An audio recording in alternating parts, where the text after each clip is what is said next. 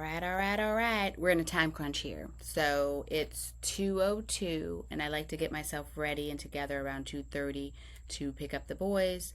And here I am recording when I have the time. As you'll see if you watched last week's episode, I'm in the same outfit.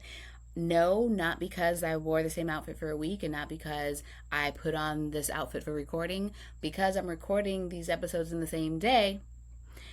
Because again, we are working with the time we have, busy mom, etc., right? I'm batching episodes. But this episode, which I'm recording the same day as the previous episode, but it comes out a week after the previous episode, is about the power of embracing your circumstances when dating. What I mean here is, I realize that the internet will have us believing a lot of BS about why we can't or shouldn't date, why no one would want to date us, this, that, and the third. By us, I'm referring to oftentimes women over the age of 35 with kids, maybe black women, all of these things that if you are in certain parts of the internet, it gets real nasty. I'm here to say this, that one of my key things is to empower women in their dating. There is too much disempowered dating going on for women where they kind of just accept whatever, or they're like, oh, I don't know about this, all of that. And I want to be clear, there's a lot about dating that you can't control because it's about meeting humans and them behaving in certain ways, which none of us can control outside of ourselves, right? So that's really life. Like when you are going to engage with other people, it's going to come with a fair amount of uncertainty. You can't control another person. You can't make somebody do something you want them to do. So that part, it's above you, right? But the parts that you can control, you can be more empowered by actually putting effort and intention into those things. So the way I planned this episode was kind of to use myself as an example of what I've experienced, or what I've embraced about my circumstances, let's put it that way, and what I've done about that to date in the ways I wanted to date and date the people I wanted to date, and then ultimately decide on, entering the type of relationship I wanted to enter, right? So let's just say we'll talk about the challenges for my circumstances, the pros of my circumstances, what I chose to embrace about those circumstances, then what I identified I wanted to change, and what I prioritized in order to make those changes. Because I guess I would say those are kind of the steps that I would recommend taking, which is, first, you have to accept and acknowledge what your circumstances are, okay? What that means about you personally as a person, your behavior, your physical looks, your parenting child situation, your money and work circumstances, your housing circumstances, your health circumstances. I can go on and on and on and on, right? All these things are aspects of our lives, right? You start by acknowledging what those things are in your life and accepting them. Because then from there, you identify the things that you are happy with and don't want to change. You identify the things that maybe you'd like to make some shifts, but you are prepared to tolerate for a period of time because of X, Y, and Z.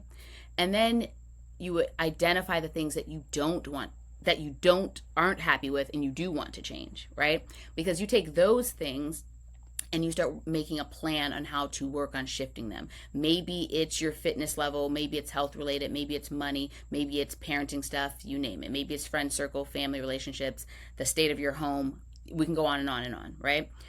But then the things that you identified you don't want to change, or that you're happy with or content with or can tolerate, then you are then identifying the type of guys who are interested in that, right? And then ultimately, at the end of all this, you reassess if necessary. Let's say there are some things that you identified that you don't want to change, whether it's because you're happy about them or you're just not prepared to change or shift them. I try to identify people who are interested in that. If you find or feel that you're not having much success there, maybe you reassess and decide, oh, maybe it would help for me to change this thing. Maybe it would help for me to shift this aspect of my life. But this is always a subjective assessment that we all have to do around what makes sense for us to compromise, what doesn't make sense for us to compromise, right? So using myself as an example, back when I was dating, I would identify some of my challenges, or what the internet might say, or what society might say some of my challenges in dating might be. Were that I was over 35, I had two kids by two different fathers. I was mostly single parenting, although both of my son's fathers are in their lives. I definitely did the brunt of it. I had limited time available to do things between work and parenting, and keeping a house, stuff like that. And I would say I was lower to moderate income. So these are things that could be considered hits against you. Some would say my race being black. I personally don't see it as that, because I swim in the pools that wanted me and were interested. So that for me was just like a non, it was like, no. Um, the pros. So, like I just said, I acknowledged my circumstances in terms of things that might be considered as challenges, right? I acknowledged them, I accepted them. I then identified what I felt were the pros of my circumstance.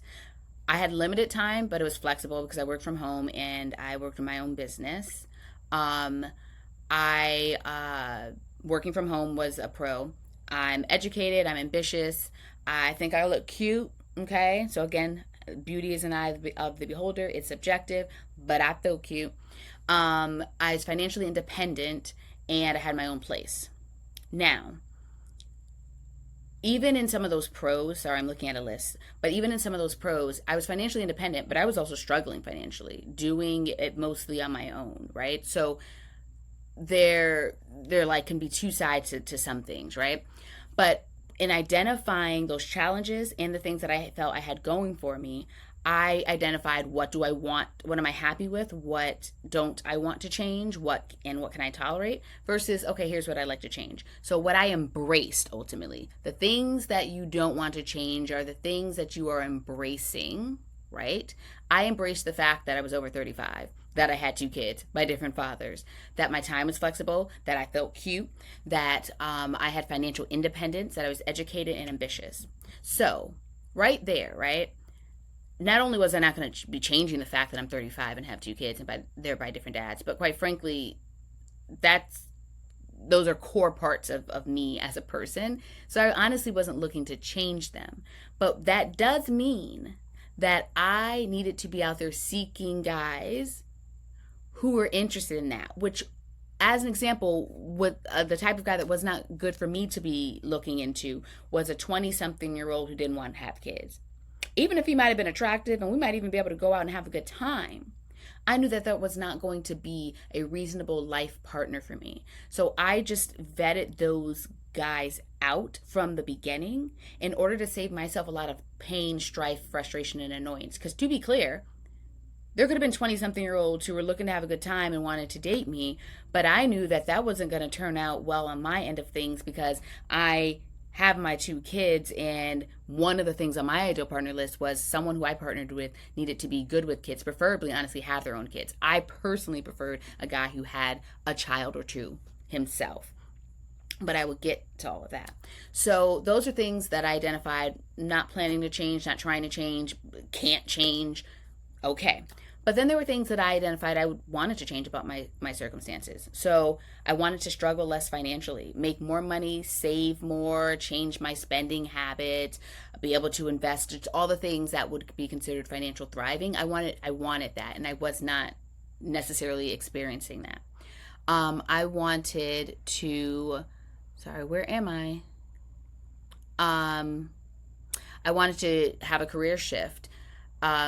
I was doing therapy, still am doing therapy, love doing therapy, shout out to my clients, but I also wanted to build a coaching business for women around dating and breakups. So that was something that I wanted to be different. I wanted to change the fact that I had limited time slash support for my kids.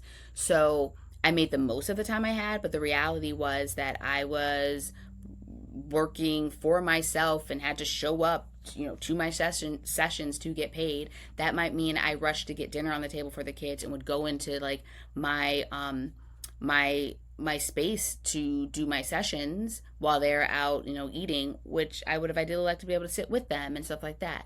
It meant that that I sometimes had less time to clean up the house or do things that I wanted to do when it came to that, because I need to make sure I'm tending to the kids or in a work session or going grocery shopping or things like that. So that was a circumstance I did want to change. And then I wanted to also change my living situation eventually. I was in my own place and we loved our little place, but it was our little place that I knew I wanted more space for my boys and me as, they grew and stuff like that. So those are just some of the things that I identified I did want to change and wanted to be different, which meant I had to identify what I was going to prioritize in order to change my circumstances, right? So when it came to the dating space, right, because I'm talking about embracing your circumstances as part of empowering you in your dating experience, right? Acknowledging, here are my circumstances, here are the things about it that I'm not changing, don't want to change, can't change, here are the things that I am interested in changing. Okay, well then what do I prioritize? So for me, one of the things I was prioritizing with the limited time I had between work and kids and all of that, time for dates. I knew that if my romantic circumstance was going to change, I was going to need to prioritize engaging with people for romantic purposes. So making time for dates was a priority for me. My fitness was a priority for me. One, for feeling good and looking good for myself, being able to show up for my kids as best as possible, but also out and dating. That was only going to increase the likelihood of interest from people who I was interested in and stuff like that.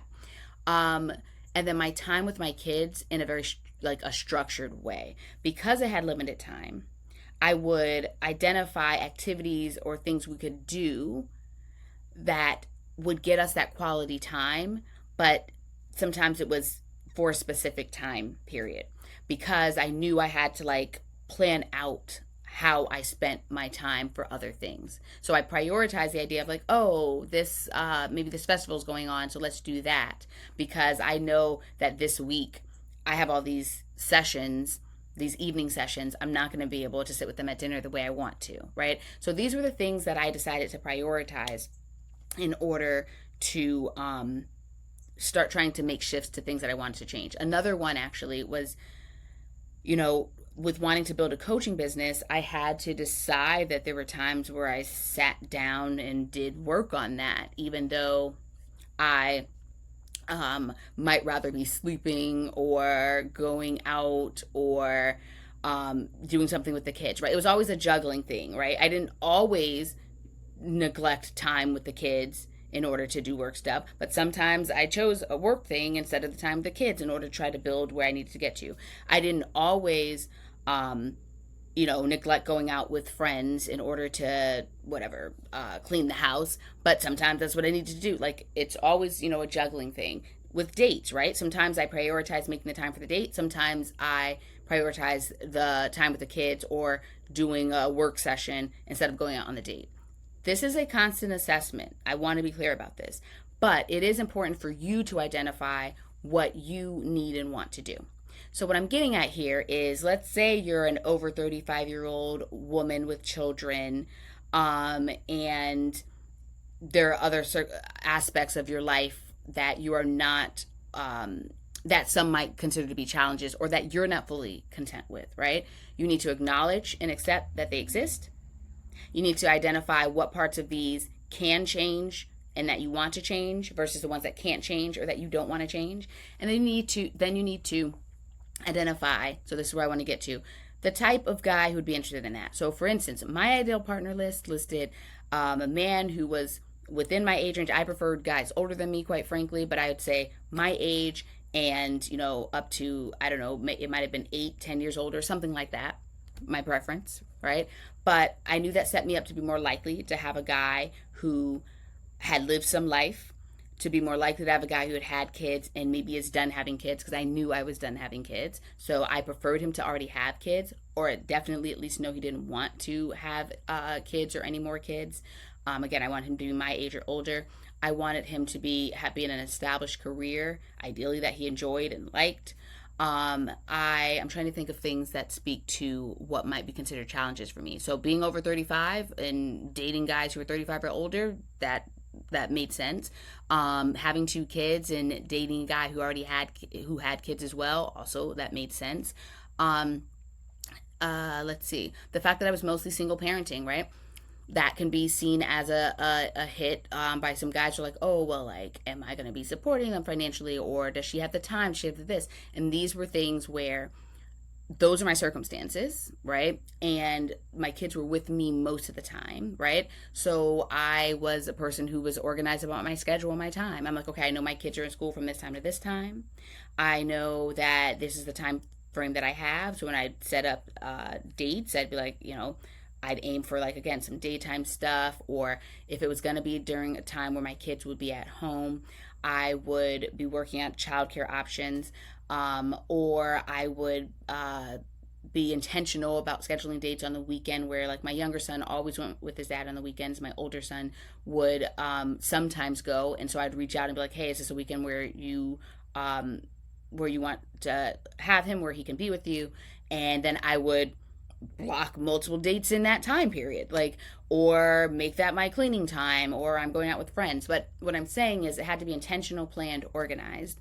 um and and when I was looking for guys to date, I was factoring in, do they have a life of their own, so they're not constantly needing me to be with them, around them, and needing my time and energy? Because if they need that, I don't have that for them, right? Not the guy for me to date. So what I'm getting at is, you're being intentional of, like, what is the profile of a person who would meet my circumstances from the financial standpoint, right?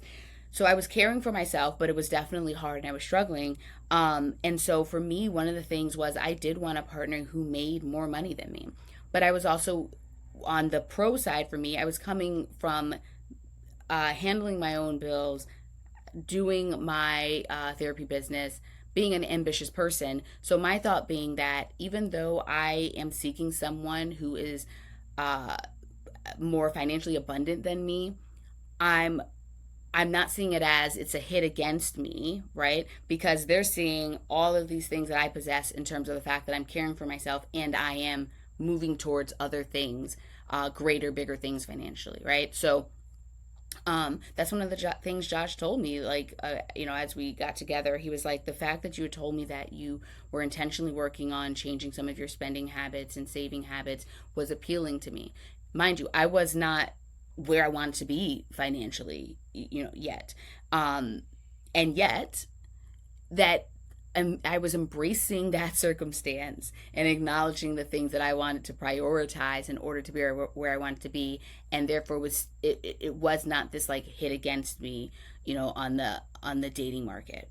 So all I'm getting at is, start from where you are, identify and accept that, accept those circumstances, that this is what it is, and then look at and say, here's what I'm cool with, or here's what I'm going to have to be cool with, and here's where I can make some shifts and some changes, right? So is it that I'm needing to consider getting a second job to do? So that's one of the things. I mean, if you listen back to some episodes in the podcast, I had an episode where I said I'm making some choices and some shifts to, like, get some things done that I want to get done. So I decided, after many years of just working for myself, to go work for an agency, and I started that job just as I met Josh, and we started dating and then deciding to be official. And I ended up spending a year at that job before we agreed I would quit the job because of the stress it was causing, this, that, and the third. But what I'm getting at is, I got to a point where it's like, okay, this struggle that I'm living financially, it's got to shift and it's got to change. Which meant, of course, right, I'm like, now I'm going back to an agency job where my time is a less flexible than what I've been used to over these years. It will limit my time more in some ways with the kids. Like, there were all these things I had to consider, and this goes back to my point of what you choose to prioritize in order to make the changes you want to make. I needed to make more money. So I was prioritizing the fact that, okay, I'm going to get an agency job. It means I'm less flexible on my time. It means, how, rearranging how I fit in dating and things like that.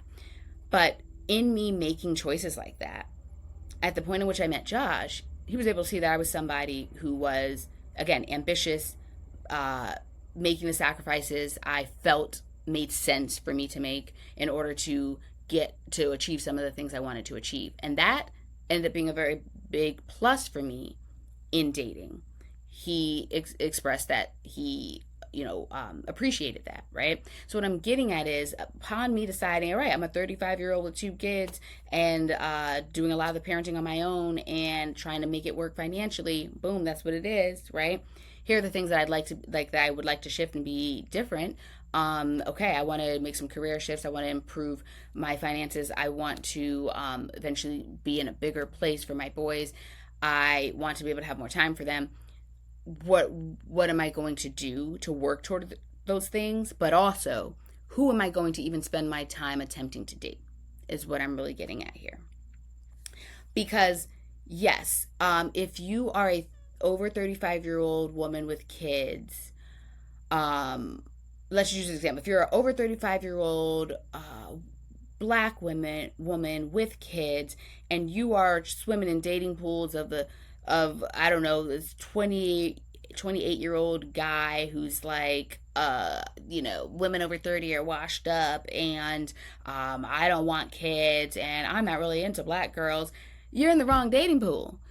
But in that case, it's not going to be, you're not going to be enjoying yourself very much. You're not going to be very efficient, successful, empowered in your dating experience because you're swimming in the wrong pools.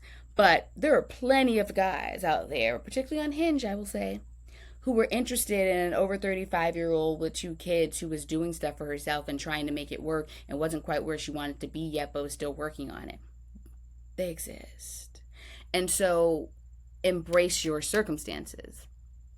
Identify what you want to keep the same, identify what you want to change, identify the type of guys who are into that and working on the things you're wanting to shift so that you're only showing up bigger and better, and then reassess if you need to. If you had been very set on, oh no, I absolutely am not going to date a guy who is, let's say 5 years older than me, or I'm absolutely not going to date a guy of a different race than me, or I'm absolutely not going to date a guy who has a kid. All of these sort of things. I want to be clear because the internet will tell you that you need to shift these. I'm not absolutely saying you need to shift those expectations or standards, not at all. I am saying that upon you doing these things that I mentioned, like identifying what you want to keep the same, what you want to change, and trying it out and seeing how it goes, maybe you decide to reassess and say, oh, well, what if I decided that I do date the guys that meet these things on my list, but they have a kid? What might that shift for me? Right? What if I did decide, I do date somebody of a different race, even though I never have before and I haven't thought I'd be interested, but he meets these other things? What might happen? What if I decide to date a guy who is a year or two older than the age cap that I had put on? What maybe happens, right? Because at that point, what do you have to lose? So embrace your circumstances, identify what you don't want to change or can't change, identify what you do want to change, identify what you're going to prioritize in order to make those changes, identify the type of guys who would be interested in the things, the unchangeables, the things that you can't or won't change, right? And reassess if necessary. All right, there we go. All right. So this is a little add-on to this episode. After recording this episode and editing it, I came across my notes for a podcast episode that I apparently had planned to record. And I realized that it speaks directly to this topic of embracing your circumstances. So I'm literally going to read what I typed up. So it's almost like a little, uh, I don't know, speech, a little letter. And I just wanted to add it because it applies directly to this topic. I would also say, um, that I don't know, I kind of encourage you to write something like this for yourself in a journal. It's like an affirmation and a validation to yourself. And this is a little lengthy. So in terms of an affirmation that you might be able to say to yourself each day. You might want to take a summary or a couple of sentences from what you write, but start by just writing it all out, and you'll get a sense of what I mean when I read what I've written about my philosophy on my life circumstances, or the things I do, or the behaviors I do, or the generally the way I live my life. I have leaned into this idea of living my life unapologetically. That not meaning that I'm perfect or that I don't have things to change or that I can't make mistakes, but really generally moving through what I have left of my life, which is really unknown, in a way in which I feel content and am not stifled down by people's thoughts and opinions, and oftentimes incorrect thoughts or opinions about my life, and ultimately a life that only I can live and walk in and walk through, just like everyone else's life is individually theirs, and they have to live with the positive and negative consequences of anything they do. So living a life on someone else's terms or by their restrictions doesn't tend to benefit us. So I'm just going to read this. So here is a quote by Audre Lorde. Nothing I accept about myself can be used against me to diminish me. This episode, when I was going to make it an episode, was inspired by a conversation with my friend Maddie, who has been featured on the podcast in the past. She mentioned this quote, and I told her how it perfectly and succinctly expresses a sentiment I have had for a few years now that began to form after having children, solidified after my last breakup, and crystallized during my dating journey. In other words, I'm a grown ass woman. Oh, language, language warning. There are a couple of expletives, so I'm going to need to put an explicit notice on this episode. Just a couple of them. So if you happen to be listening with kids, there's going to be a couple of them. Anywho, sorry, back to what I was saying. Um, she mentioned this quote, and I told her how it perfectly and succinctly expresses a sentiment that I have held for a few years now, that began to form after having children, solidified after my last breakup, and crystallized during my dating journey. In other words, I am a grown-ass woman and a decent human being who it is difficult to shame because I have determined for myself my values, what is important to me, and what I am and am not proud of about myself. This is based on two things. One, the way I have thought about this in my head is that I have birthed two whole humans and shit on a table in front of doctors, nurses, and my exes, so there is little you can do to make me feel ashamed of myself. Two, the opinions that matter to me are those of the people closest to me in my life and who I admire, or who have expertise in the area for which I am being critiqued. This includes certain friends and family members and experts and professionals of various sorts. But it's a short list. For example, a doctor's opinion of my health or a certain aspect of my health, I may care very much about that.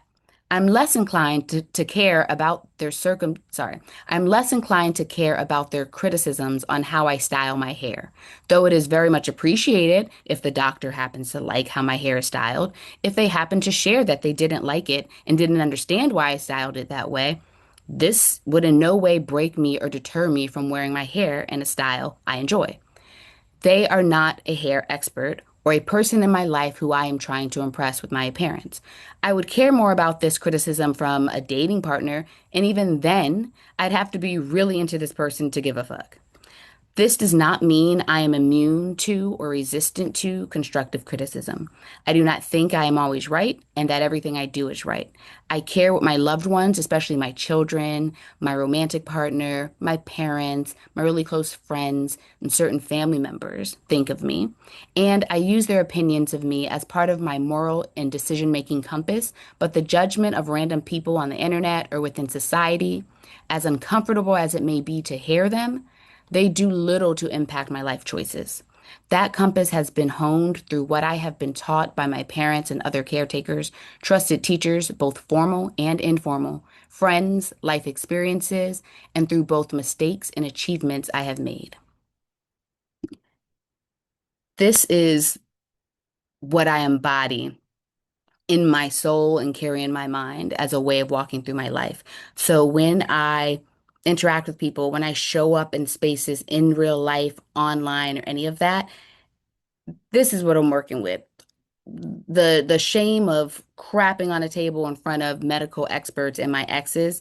I mean, there ain't much you can do to shame me because I have generally, at the point in which you might bring up something that you think is shameful to me, one, you just may be completely wrong and it's not on my radar. Or two, it's something that I've made peace with. It's something that I have identified in myself that I might not be happy with and that I am working on changing, or I've decided I'm not going to change whatever decision I've made on it. I've already done it. I've already done that. So you're not able to bring to me your ideas of what I should be ashamed of. Because again, how you feel I should live my life ultimately will only impact me if I decide to do it or not do it. So I encourage you to write a little affirmation for yourself, a little idea of how you embody this idea of being shamed or made to feel bad for different life circumstances, choices, behaviors, etc. And to really hold that with you as you go through life and this dating journey. All right, that's all for real now.